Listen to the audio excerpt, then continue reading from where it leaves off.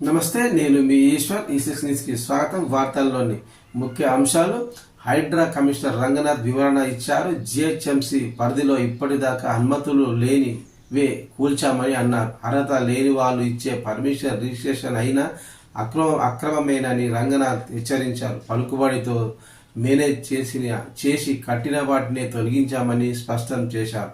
అమీన్పూర్లో 3 సార్లు హెచ్చరించినా మళ్లీ కట్టారని రంగనాథ్ చెప్పారు. సామాన్యులు అక్రమాలు చేయరని, మేనేజ్ చేయగలమని ధీమాతో పెద్దోళ్లే చేస్తారని అక్రమ నిర్మాణాలపై హైడ్రా కమిషనర్ వివరణ ఇచ్చారు. అక్రమ అనుమతులు ఇచ్చిన వాళ్ళు సస్పెండ్ అయ్యారని, రిజిస్ట్రేషన్లు రద్దయ్యాయని తెలిపారు. బ్యాంకు వాళ్ళు ఫీల్డ్ వెరిఫికేషన్ చేయకుండా లోన్లు ఇచ్చారని, అక్రమార్కులను వదిలేస్తే సిటీలోని 1 కోటి మంది నీటిలో మునిగే ప్రమాదం ఉందని హైడ్రా కమిషనర్ రంగనాథ్ చెప్పారు. రోజుకు 1,00,000 బిజినెస్ చేసే వ్యక్తి బాధితుడిలా చెప్పుకున్నాడని, హైడ్రా బాధితులు పేదలు కాదని, అక్రమాలు చేసే పెద్దవాళ్లేనని రంగనాథ్ గంటాపథంగా చెప్పారు.